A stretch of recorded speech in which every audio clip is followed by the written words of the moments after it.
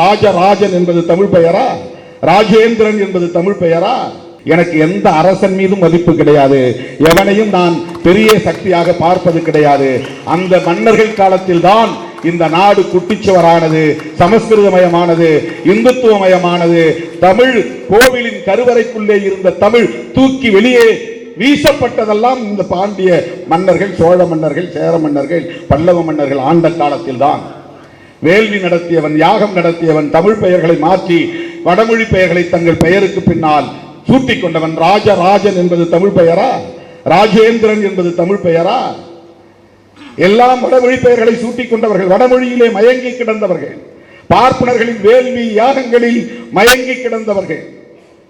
அவர்கள் எப்பேற்பட்ட மன்னாதி மன்னர்களாக இருந்தாலும் அவர்கள் எம் தமிழ் அழிவதற்கும் எம் கலாச்சாரம் அழிவதற்கும் வழிவகுத்தவர்கள் என்பதை உணர்ந்தவன் நான்.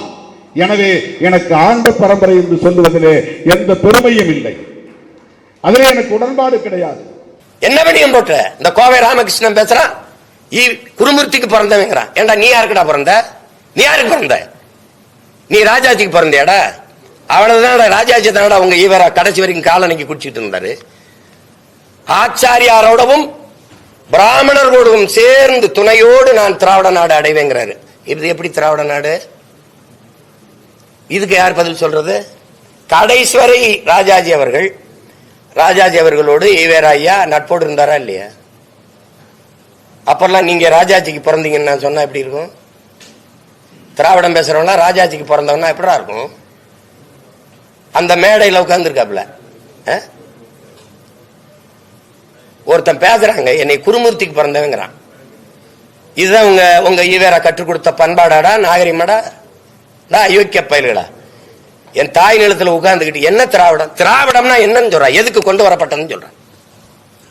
ஆரியத்தை எதுக்கு? எதுக்கு எஸ் வி சேகரி இந்த மைத்திரியை நீங்க கட்சியில சேர்த்து வந்த திராவிடம்?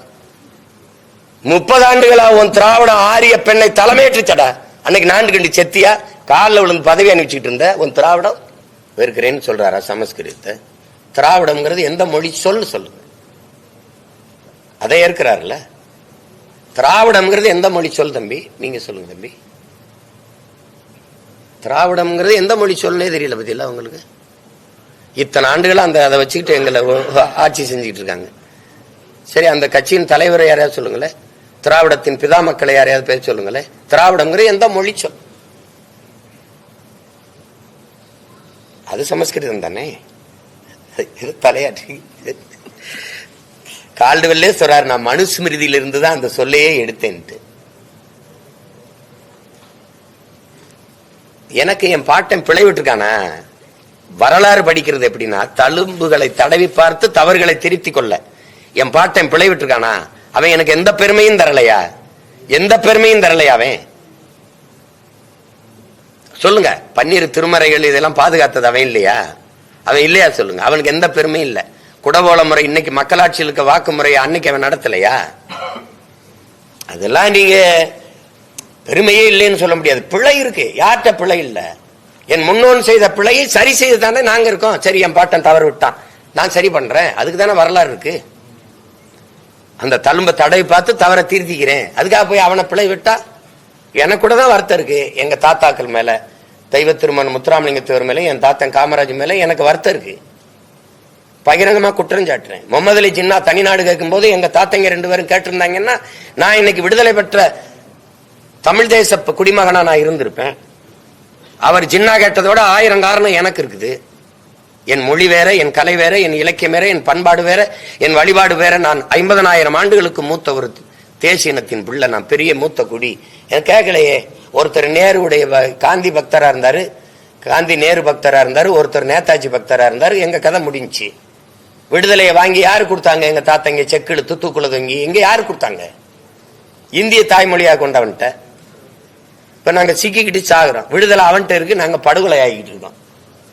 என்ன இருக்கு எங்களுக்கு சொல்லுங்க? என்ன இருக்கு சொல்லுங்க? கல்வி கூட இல்ல. கல்வி மானுட உரிமை, அதுலயும் மாநில உரிமை.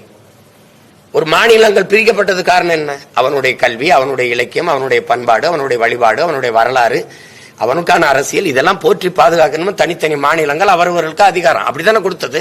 அப்புறம் எல்லாத்தையும் எடுத்துக்கொண்டு நீயே வச்சுக்கிட்டீங்கன்னா அந்த மாநிலம் பிரிச்சது பயன் என்ன? பயன் என்ன சொல்லுங்க? இப்ப இந்த கல்வி மாநில உரிமையிலிருந்து இந்திய உரிமைக்கு, ஒன்றிய உரிமைக்கு போகும்போது ஆட்சியில் இருந்தது யாரு? இந்த திராவிடம் தான். எடுத்துக்கிட்டு போனது யாரு? இவங்க கூட்டணி வச்சுக்கிட்டு இருக்காங்கல்ல, தோல்ல தூக்கி சுமக்கிறாங்கல்ல, அந்த காங்கிரஸ் தான். சரி, 18 ஆண்டுகள் தொடர்ச்சி அமைச்சரவை இருந்தீங்க, அப்பவே அது கல்வியை மாநில உரிமை கொண்டு வந்தீங்களா? இல்ல. ஏன் இப்படி கை கட்டி உட்காந்துட்டீங்க? ஏன் பதவி 356 376 56 அதை பயன்படுத்தி ஆட்சியை கலைச்சு விட்டுருவோம். பெரியாரும் போராடினாருங்கிறத நாங்க எதிர்க்கல, ஏற்கிறோம்ட்டான். பெரியார் தான் போராடினாருன்னு சொல்லிட்டு இருக்க கூடாது. எனக்கு டவுசர் போட்டது, பல்லு விளக்கி விட்டது, முடி வெட்டி விட்டதெல்லாம் அவர் தான், படிக்க வச்சதெல்லாம் அவர் தான் சொல்லக்கூடாது. பெண்ணிய உரிமையெல்லாம் 100க்கும் மேற்பட்ட பெண்பார் புலவர்கள் எங்களுக்கு இருக்கிறாங்க. பன்னி கொய்யத்தியாரெல்லாம் ஒரு கொயவ பெண்ணே பாடியிருக்கா, இந்த குறவர் பெண்ணே பாடியிருக்கா. எங்க அவைக்கு யாரு நீங்க தமிழ் படிப்பிச்சீல? அவைய பெரியார் பார்வையில யாரு? அழுக்கு முட்டைங்கிறாரு. மாசக்கணக்கா குளிக்காம இருந்தவர் அறிவு மூதாட்டி அவைய அழுக்கு முட்டைன்னா எப்படி? என் பாட்ட ராஜராஜன் தமிழ சனிய ஒளின்னு சொல்லிட்டு போயிருக்கானா? அப்படி எது இருக்கா? அப்படி எது இருக்கா? சரி, கன்னடர் ஐயா ஈவேரா வந்து கன்னடர். கர்நாடக அளவு இந்த மொழியில என்ன இருக்கு? இது சனிய ஒளி என்று உயிரோடு இருந்திருக்க முடியுமா?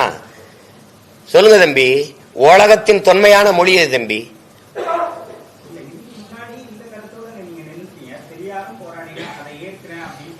அப்படி நீங்க சொல்ல வரல, அப்படி நீங்க அப்படி இருக்கல. எல்லாம் பெரியாருங்கும் போது நாங்க என்ன சொல்றோம்? எங்க இனத்தின் முன்னோர்கள் எல்லாரும் பெரியாருன்றோம். நீங்க அப்படித்தானே நீங்க பாக்கணும். நீங்க எல்லாமே அவர் தாங்கும் போது வரி வருமா வராதா? நீ இறைவனை விமர்சிச்ச, நீ அதை ஏற்க சொன்ன, ஈவேராவை விமர்சிக்கும் போது எதிர்த்து நிக்கிற? என்னவும் கருத்து சுதந்திரம், என்னவும் பகுத்தறிவு? நான் கேட்கறதுக்கு கேள்விக்கு பதில் தான் சொல்லணும். அங்க எங்க ஆத்தாவை இழுக்கிறது, என் மனைவி இழுக்கிறது, என் பரவுக்கு இதெல்லாம் பேசுனா நீ என்ன பெண்ணியம் போட்டுற?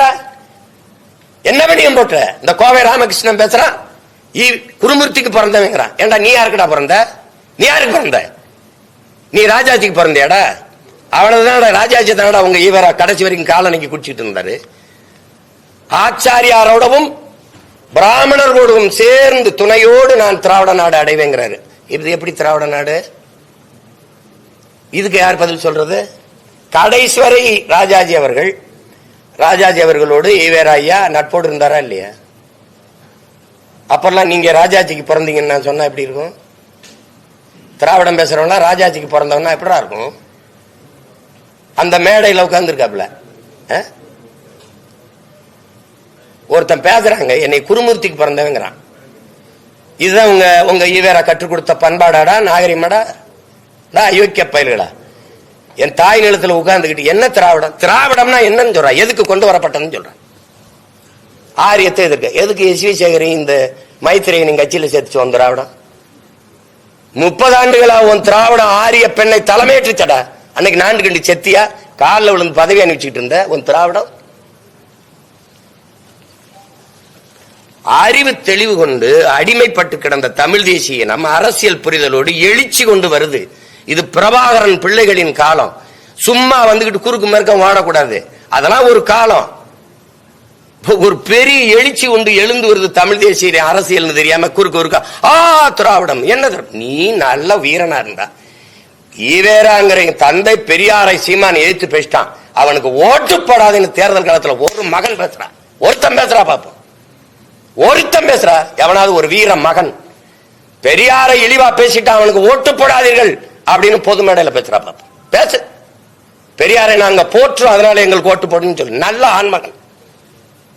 எந்த தலைவனுக்கு இங்க ஓட்டு இருக்கு? நான் சொல்லுவேன், எனக்கு இருக்கு, என் கொள்கைக்கு இருக்கு. எனக்கு விழுந்த ஓட்டு 1 ரூபா பணம் வாங்காம என் சொந்தங்கள் என் நோக்கத்திற்கு என் கொள்கைக்கு போட்ட ஓட்டு.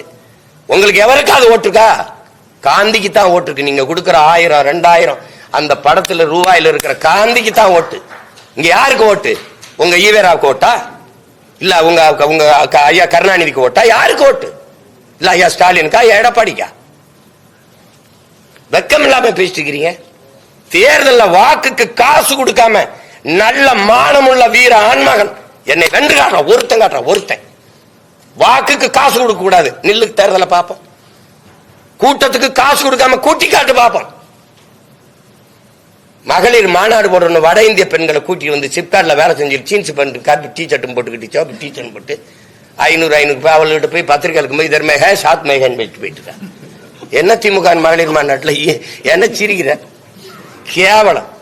மேசையில பெண்கள் உட்காரக்குள்ள ஒரு பை இருக்கு, எடுத்தா இந்தா பாருங்க தண்ணி, இந்தா பாருங்க பிரியாணி, இந்தா பாருங்க இது. கால கொடுமை. செத்து போன தத்துவங்களை வச்சுக்கிட்டு நான் தான் பல முறை சொல்லிட்டேன். வைத்தியகாந்த் இருந்தாலும் உச்சக்கட்ட காட்சி பத்திரிக்கா கிளைமேக்ஸ் 2 அடுக்குக்கு முன்னாடி ஐயா விஜயகாந்த் கொல்லப்பட்டுருவாப்ல. ஆனா அவர் குத்துயிருங்கிற இருக்கும்போது அக்கா ரேவதியை கூப்பிட்டு இந்த வாரம் அந்த அவங்களை கூட்டி வந்து தப்பிச்சு ஓட விடு, என்னை இந்த ஊர் எல்லையில ஐயனார் கோயில்ல வந்து இந்த அருவாளோட அப்படி நிறுத்தி இருந்தப்பல. 2 ரீலுக்கு முன்னாடி 2 அடுக்குக்கு முன்னாடி இறந்து போனவர் அப்படி நிப்பாப்ல. இப்ப நிக்கிறது யாரு? திராவிடம். புரியுதா? அப்புறம் கிட்ட ராதாரவியனை வந்து இப்படி வெள்ளிக்கிழமை ராமசாமின்னு வந்து நிப்பாப்ல. நின்ன உடனே டேய் அப்படி போகும்போது காத்தடிக்கும் போது அப்படி அப்படியே விழுவாப்ல. அவர் நின்ன உடனே பாய்ந்துகிட்டு இருப்பான். இப்படி நீங்க எல்லாம் பாய்ந்துகிட்டு இருக்கிறீங்க இந்த அருவான்னு. அது செத்து ரொம்ப நாளாச்சு.